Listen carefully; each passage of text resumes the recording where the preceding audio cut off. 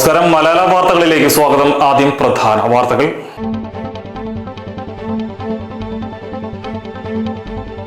Trinamool Congress Chungathara panchayat convener PB Subhash CPM-ലേക്ക് PV അൻവറിന് സ്വാർത്ഥ താല്പര്യം മാത്രമാണെന്നും അദ്ദേഹം.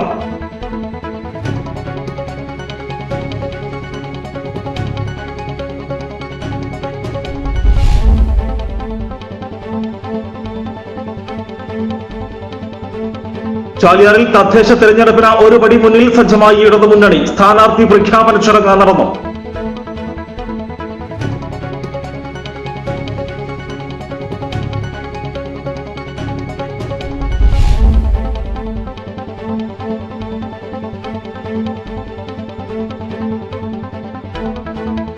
വയോധികൻ വീടിന് സമീപത്തെ പുഴക്കരയിൽ മരിച്ച നിലയിൽ. പൂക്കോട്ടുംപാടത്താണ് സംഭവം.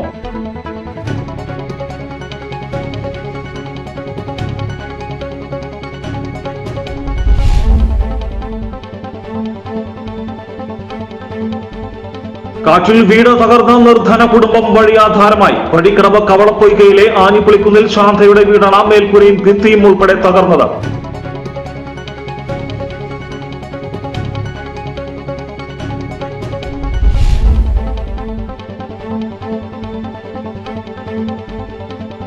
CPM മുൻ ഗ്രാമപഞ്ചായത്ത് അംഗം UDF സ്ഥാനാർത്ഥി. ചാലിയാർ പഞ്ചായത്തിലെ പെരുവമ്പാടം വാർഡിലാണ് മുൻ ഗ്രാമപഞ്ചായത്ത് അംഗം മച്ചാമ ജോസഫ് UDF സ്ഥാനാർത്ഥിയായി കൈപ്പത്തി ചിഹ്നത്തിൽ മത്സരിക്കുന്നത്.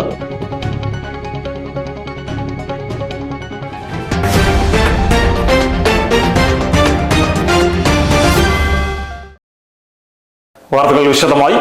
Trinamool Congress Chungathara panchayat convener PB Subhash CPM-ലേക്ക്.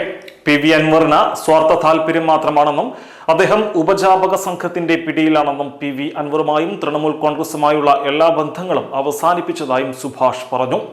ചുങ്കത്തറ കുന്നമണ്ണ വാർഡിൽ തൃണമൂൽ സ്ഥാനാർത്ഥിയായി പ്രചരണം തുടങ്ങിയ ശേഷമാണ് സുഭാഷ് CPM-ലേക്ക് തിരിച്ചു പോകുന്നത്. അദ്ദേഹം ആരോപണങ്ങൾ ഉന്നയിച്ചുകൊണ്ടാണ് പാർട്ടിയിൽ നിന്ന് പുറത്തേക്ക് പോകുന്നത്.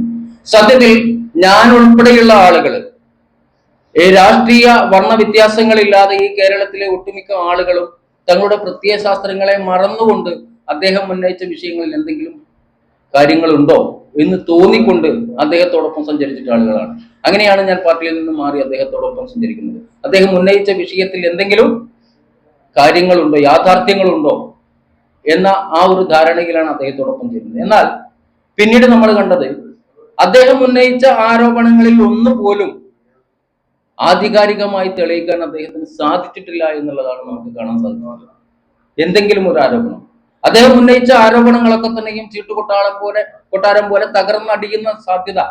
ആ ഒരു കാര്യങ്ങള് അദ്ദേഹം എന്തൊക്കെ ആരോപണങ്ങൾ ഉന്നയിച്ചോ അതെല്ലാം തകർന്നടിയുന്ന കാഴ്ചകളാണ് പിന്നീട് രാഷ്ട്രീയ കേരളം കാണാനിടയായിട്ടുള്ളത്. അദ്ദേഹത്തോടൊപ്പം ചേർന്നിട്ടുള്ള ആൾക്കൂട്ടങ്ങളൊക്കെ തന്നെയും സോപ്പ് കുപ്പികളെ പോലെ തന്നെ അപ്രത്യക്ഷമാവുന്ന കാഴ്ചകളൊക്കെ നമ്മൾ കണ്ടു. അപ്പൊ യാതൊരു നിലപാടും ഇല്ലാത്ത ഒരു കൂടുമാറ്റമായിരുന്നു PV അൻവറിന്റേത് എന്ന് രാഷ്ട്രീയ കേരളം മനസ്സിലാക്കുകയാണ്. താൻ ഉൾപ്പെടെയുള്ളവർ അൻവറിന്റെ നിലപാടിൽ ശരിയുണ്ടെന്ന് ചിന്തിച്ച് അദ്ദേഹത്തിനൊപ്പം കൂടിയവരാണ്. എന്നാൽ PV അൻവർ ഇടതുപക്ഷം വിടുമ്പോൾ ഉന്നയിച്ച കാര്യങ്ങൾ അദ്ദേഹത്തിന് തെളിയിക്കാനാവുന്നില്ല. പിണറായിസത്തിനെതിരെ രംഗത്ത് വന്ന പിന്നീട് സതീശനിസവും നെക്സസവും ആരോപിക്കുമ്പോഴും അൻവറിന് സ്വന്തമായൊരു നിലപാട് സ്വീകരിക്കാനായില്ല.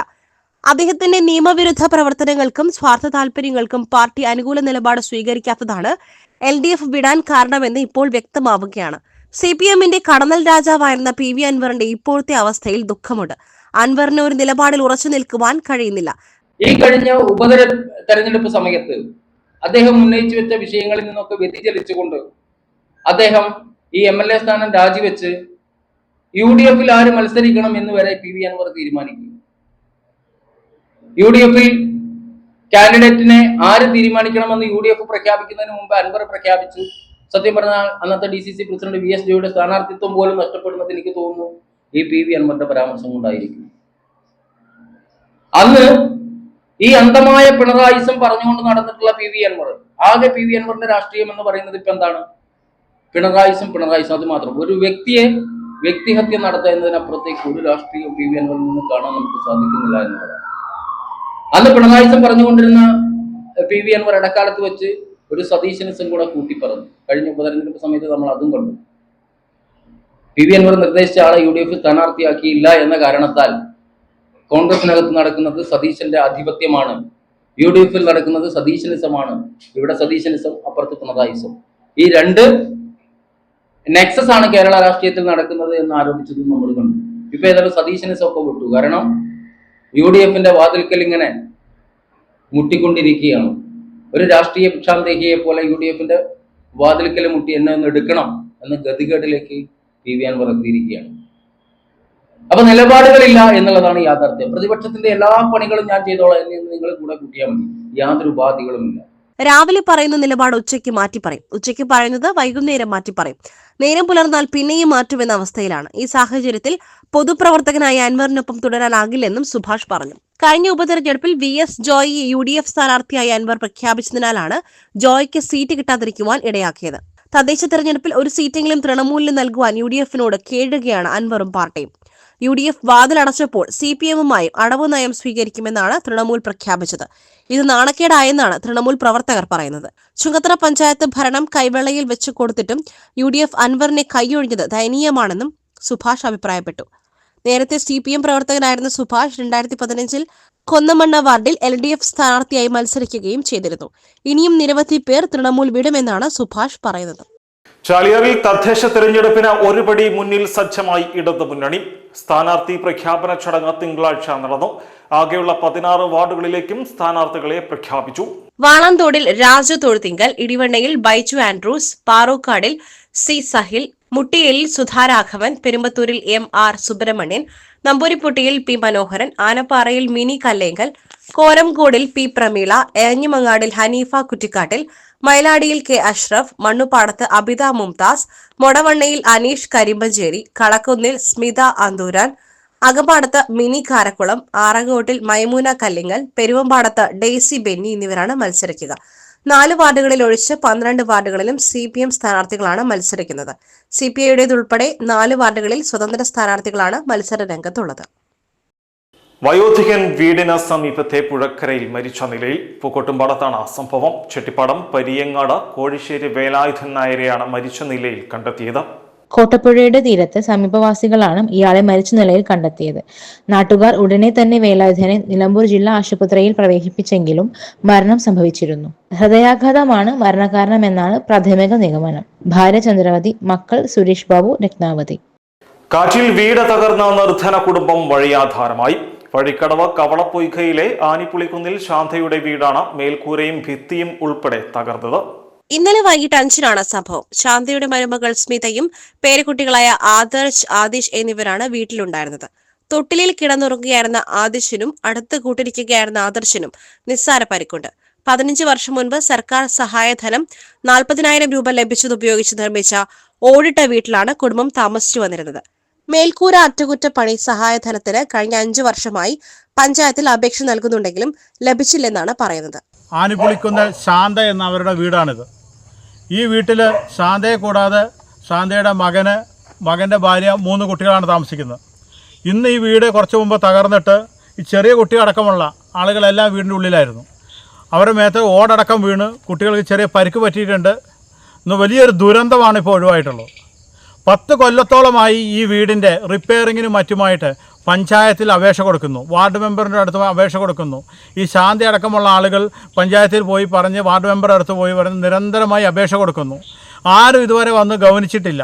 വാർഡ് മെമ്പറോട് പറയുമ്പോൾ ഓരോ എക്സ്ക്യൂസ് പറഞ്ഞിട്ട് ഇത് ഒഴിവാക്കുകയാണ്. 10 കൊല്ലത്തോളമായി നിരന്തരം അപേക്ഷ എടുക്കുന്നു. ഞങ്ങളൊക്കെ ആവശ്യപ്പെടാറുണ്ട്, ഗ്രാമസഭയിൽ ആവശ്യപ്പെട്ടതാണ്. ഒരു തരത്തിലുമുള്ള ഫണ്ടും ഇതേവരെ അനുവദിച്ചിട്ടില്ല. ഈ വീട് ഒന്ന് വന്ന് നോക്കാൻ പോലും, അപേക്ഷ കൊടുത്തിട്ട് വന്ന് നോക്കാൻ പോലും ബഹുമാനപ്പെട്ട പഞ്ചായത്തിൻ്റെ ഉദ്യോഗസ്ഥന്മാരോ വാർഡ് മെമ്പറോ തയ്യാറായിട്ടില്ല.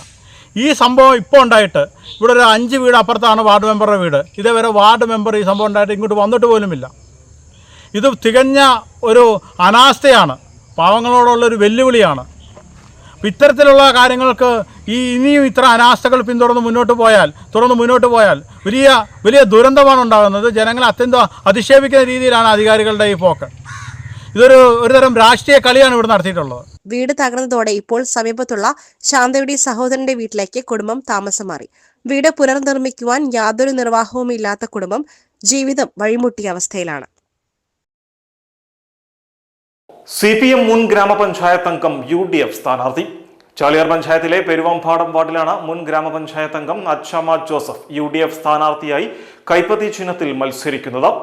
അച്ചാമ്മ ജോസഫിന് ചാലിയാർ മണ്ഡലം കോൺഗ്രസ് കമ്മിറ്റിയുടെ നേതൃത്വത്തിൽ സ്വീകരണം നൽകി.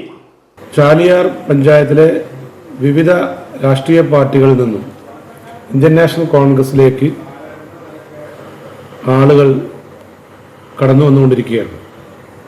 തുടക്കം എന്ന രീതിയിൽ നമുക്കറിയാം NCPയുടെ ചാലിയാർ പഞ്ചായത്ത് പ്രസിഡന്റായിരുന്ന കാപ്പാടൻ അബ്ദുൾ റസാഖ് കോൺഗ്രസ് പാർട്ടിയിലേക്ക് അംഗത്വം സ്വീകരിച്ചു വന്നിരിക്കുകയാണ്. മറ്റൊന്ന് LDFന്റെ 2 തവണ മത്സരിക്കുകയും 1 തവണ LDF ഭരണസമിതിയിൽ ക്ഷേമകാര്യ സ്റ്റാൻഡിംഗ് കമ്മിറ്റി ചെയർപേഴ്സൺ കൂടിയായിട്ടുള്ള അച്ചാമ്മ ജോസഫ് എടിവണ്ണയിൽ നിന്നും ഇന്ത്യൻ നാഷണൽ കോൺഗ്രസ് പാർട്ടിയിലേക്ക് വന്നിരിക്കുകയാണ്. CPIMന്റെ LDFന്റെയും നയങ്ങളും വൈകല്യങ്ങളും കാരണവും CPMന്റെ വലിയേറ്റ മനോഭാവവും ഈ പഞ്ചായത്ത് ഇലക്ഷനുമായി ബന്ധപ്പെട്ടുകൊണ്ട് അവരുടെ ധാർഷ്ട്യവും നിലപാടും ഒക്കെ പ്രതിഷേധിച്ചുകൊണ്ട് ഇന്ത്യൻ നാഷണൽ കോൺഗ്രസിലേക്ക് കടന്നു വന്നിട്ടുള്ള ഇവരെ 2 പേരെയും പാർട്ടി സ്വീകരിച്ചിട്ടുണ്ട്. അച്ചാമ്മ ജോസഫിന്റെ 5ാമത്തെ തെരഞ്ഞെടുപ്പാണിത്. ഇടിവണ്ണ വാർഡിൽ സ്വതന്ത്ര സ്ഥാനാർത്ഥിയായാണ് മത്സര രംഗത്തെത്തിയത്. തുടർന്ന് 2010 ഇടിവണ്ണ ഡിവിഷനിൽ നിന്നും LDF സ്ഥാനാർത്ഥിയായി നിലമ്പൂർ ബ്ലോക്കിലേക്ക് മത്സരിച്ചെങ്കിലും പരാജയപ്പെട്ടു.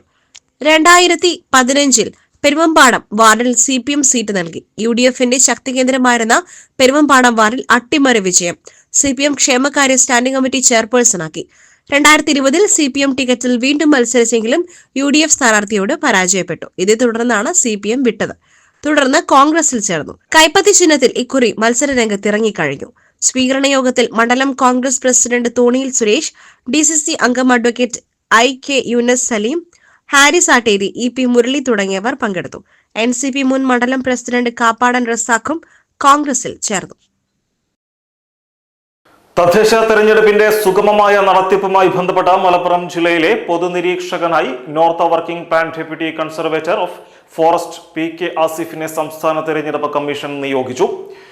IAS IFS റാങ്കിലുള്ള ഉദ്യോഗസ്ഥരെയാണ് പൊതുനിരീക്ഷകരായി നിയമിച്ചിട്ടുള്ളത്.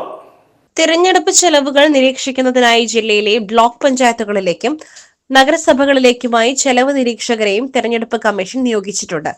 ഡെപ്യൂട്ടി സെക്രട്ടറി റാങ്കിൽ കുറയാത്ത ഉദ്യോഗസ്ഥരെയാണ് ചെലവ് നിരീക്ഷകരായി നിയമിച്ചിട്ടുള്ളത്. നവംബർ 25 മുതൽ ജില്ലയിലെ വോട്ടെടുപ്പ് അവസാനിക്കുന്നത് വരെയാണ് ഇവർക്ക് ഡ്യൂട്ടി.